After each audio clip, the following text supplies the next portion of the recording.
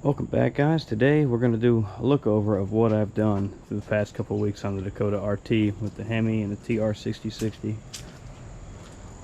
I just got the intake sitting on here because I found out it comes with bolts for the lid, but it comes with studs for the bottom. And because of the way I had to cut this guy out, oh, by the way, I got this made. I got it cut out. I'm going to get some seams, some black seam sealer from work, seam seal it, and then paint it again, so that it won't leak water anywhere. It'll be alright. But we've got clearance on everything. But anyway, I don't have room to use studs. You can't pick it up that high. So what I'm gonna do, you know what I could have done?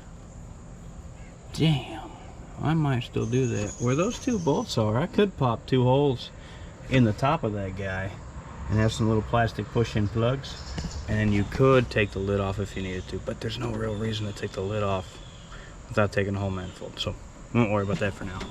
Anyway, studs gotta go. I've got to order bolts. It came with barbs for hose. I want to get that to either 8AN or 10AN like I had, because I'll probably reuse this guy for now. It worked. It's not, that was an Amazon special. It's not a very nice one, but it did work. So that'll work for that. There's a port right there, and there's a port up inside of here, so they'll both go to the catch can. What else did I have on the back? There's 3 ports. Well, there's like quarter pipe, eighth pipe, and then a factory Dodge map sensor location. Well, these plugs line right up with the edge of this, so I can't put anything in there. It'll hit the firewall, so I'm not going to. The map sensor will clear though. It is just below firewall level. It sits right here, and I can point it down, so it will go in just fine. So that's that solved. We've got our adapter on already. We've got our factory throttle body. This is how I ended up clocking it. Kind of hides some of the ugly a bit. It's all ugly. Looks like it was in the desert for a while. But that's what you get. It's an old railroad car or railroad truck. It's just a workhorse, and I don't have a pressure washer, so it's what it is. So we got that guy there. I've got V-bands, 2 1/4 inch V-bands welded onto my manifolds. I trimmed this guy a bit more. I trimmed it a bit more because as this went on, it aimed more down, so I trimmed it back to where it's going to clear this stuff. We'll see how much clearance I have on that brake line. I'm probably going to have to move it, just so it doesn't sit here and cook this and cook the fluid. But whatever, that's just one small problem. I got all the bolts in both headers. As I'd figured out the hoses, I had bashed this a good bit. I ordered some tube over there, some Schedule 40 I was going to cut in and inset it. I kind of wish I did that now, but I've already bashed this thing enough. I don't have a torch, so I just went to it with my sledge, and I made enough clearance, so it works now. We got the upper hose figured out, power steering's figured out. Unless I do the hydro boost, then I got to figure out how to plumb that. So moving right along. Next thing I'm going to do is probably steal the injectors out of the 360. It's got short LS style injectors that I think were 50, yeah, they're 52-pound shorty injectors. Hopefully they're not too short and they'll work with the fuel rails. Yeah, it looks like they might. Something else I gotta figure out is how to plumb the fuel. It's not going to be too bad. It's going to be returnless for now, and then later on we'll adapt to a return system. What else did I do? I think that's it on the engine. It's been really hard to stay at this thing 5 minutes here and there. Just life is busy. I got the clutch in, I got the transmission back in. Because of how close it is to the body, I could pull the trans out, and I pulled the trans out with the engine in. I got the clutch, got the flywheel up there all torqued in. It was already torqued. I got the clutch in there, got the alignment tool. I am very disappointed in the alignment tool. I ordered one that was supposed to be really nice and fancy, steel. It was like 60 bucks from Mantic. Well, in one of their, I guess maybe a disclaimer, it says that Dodge has a larger pilot bearing diameter.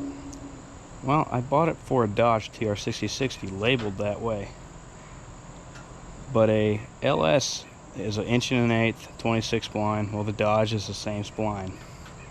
So you know what they did? They took and wrapped tape around the end until it met the Dodge diameter for the pilot. Which, of course, I tried it. It's aggravated. I spent good money, says Dodge, and that's what I get.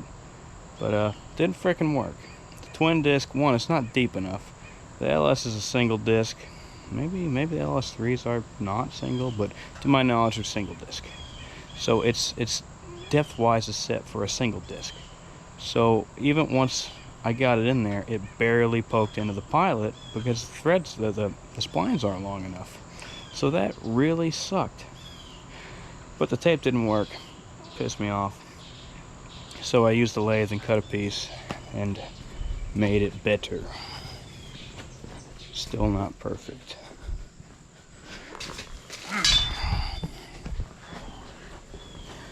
So the black is how it comes, and they had tape wrapped around it enough to make it this diameter, and it did fit in the pilot pretty good, but it's tape. So it didn't work. But I made this, tapped it on here, this worked. But because the dowels on the pressure plate are so long, you don't actually get, there's not enough length. This doesn't have the ability to go into the pilot bearing until it's already on the dowels. So if you missed, you missed. It's a pain. You should be able to slide this on and then slide onto the dowels. But that's what I get. So in the end it worked. I wish they did a better job. That sucked. But clutch is in. Anyway, I learned that I have to pull the engine out to put the transmission on. Because it's a twin disc, it sets it back so far you can't get back far enough to get it on, and the engine won't tilt far enough because the valve cover hits the firewall. So that is what it is, and if the engine was sitting higher it would have been even worse. But let's go downstairs.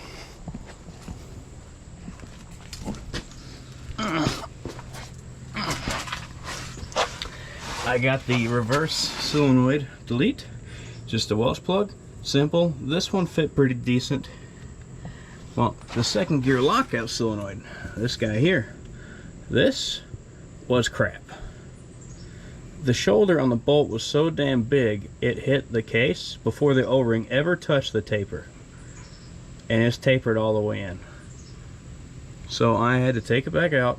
It only grabbed one thread, and then it didn't hit the O-ring. So I had to cut it down the lathe and then grind it at an angle so it would actually touch the O-ring half a thread before it actually got tight. Because this is almost like a regular drain plug, because that's what they sold in their kit.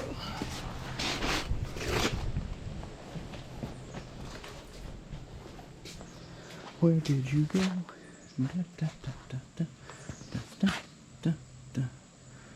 It's over here somewhere.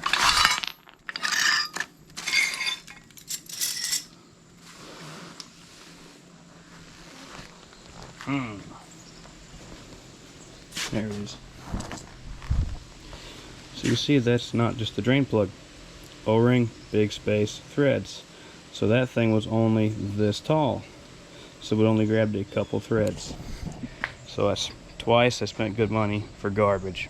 Modified it, made it work, whatever. But garbage. Spend good money, you should get good products. I've yet to make my spacers for this. I'm gonna model it and have them lasered out. I think I'm gonna go with a thick aluminum piece and then some thin ones, so that when I'm playing with the angle, if I need to, I can add a shim or take a shim. No big deal. Because right now, I think this bolt right here is barely up against the body, so I may need to come down just a tick. But I got my Sicky shifter in, and it works pretty nice.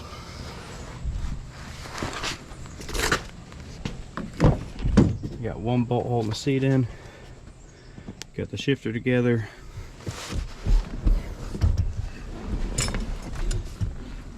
So it's got this hexagonal pattern, so you can pick this up, slide, rotate it, put it back down. And I had the shifter over here, and it was alright. But this worked out pretty good. I thought that being at an angle would make this feel weird, but so far in the truck, it feels great. And where I sit, this feels good for the clutch, that feels good for the throttle, steering wheel. Still got a little bend in the arm, hand drop, hand right to shifter. So that is going to be awesome. And because it is a short throw shifter as well, this being so long, not such a big deal. And look how, that's really not bad considering how long this lever is. So done. That's done. I'm happy with that. I took a bunch of videos putting all this crap together, but it's been so chopped up because things not working, running out of time, it getting dark, everything. So this is about the best I can do for right now for this guy. I made a mistake when I ordered some exhaust parts.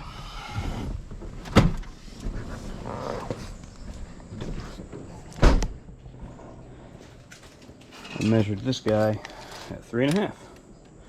So I got online, found a V-band that would go from 3" to 3.5, because that's what my little collector guy was, 3".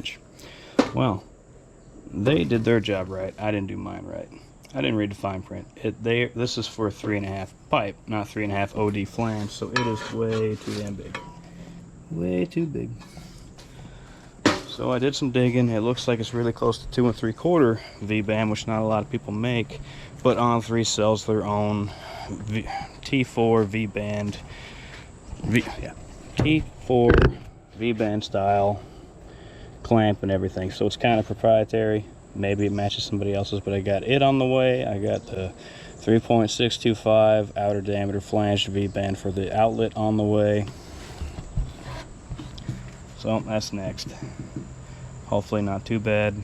I'm going to put the wastegate right where the collector is, where it merges, where it gets tight. It should help it work.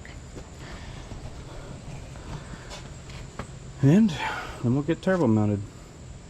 V-band's welded on fine. This should be simple enough. I think the 2 1/4 is going to be big enough for what I want. I just want the spool really quickly, being a stick shift. And maybe 600 tires at cap, maybe. And this should do that. Well, let me think on this real quick and see what else we got. Well, that's really all I got. I'm going to piddle with my injectors here for a little bit and call it a night. So, I'm still moving. I'll try to get this thing done. And if you're following along, thank you for watching. And just that quick, we ran into more problems. Shorty injectors doesn't line up with the hole. But I did have these injector spacers just hanging out. I've got to get O-rings for, and it makes it line dead nuts up. So I had used those spacers before on something else, and I didn't have good luck with them, but the alignment wasn't right. I think I used them on the Jeep, and then I modified a fuel rail to shorten it so it didn't need the spacers. Well, I moved the fuel rail so it didn't need the spacers. So hopefully these will work for this. I think I got these on Amazon. I think they're 5/8 from Michigan Motorsports. But the injectors need O-rings, they need O-rings, so I'll order a couple O-ring kits. And that puts my fuel rail just below. So it would be great if I didn't have to do that. But I can't think of how else to do that.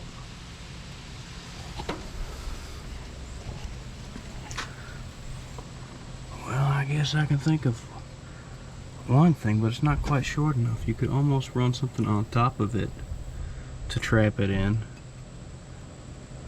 but it really needs to be just a tick shorter to get away with that. Because if you made a C and then had a bolt through it, it would have to notch this, and there's no room for that. So this will work for now until it becomes a problem. That's going to give us maybe a 1/4 inch of clearance. Yeah, it's going to be close. But polyurethane mounts, maybe it'll be alright. It at least gets it running. And then maybe, no, even if I got the next style injector, they're intended to be this tall. That's the short and that's the tall, so it is what it is. and there's not enough drop here to make something bolt here and bolt there.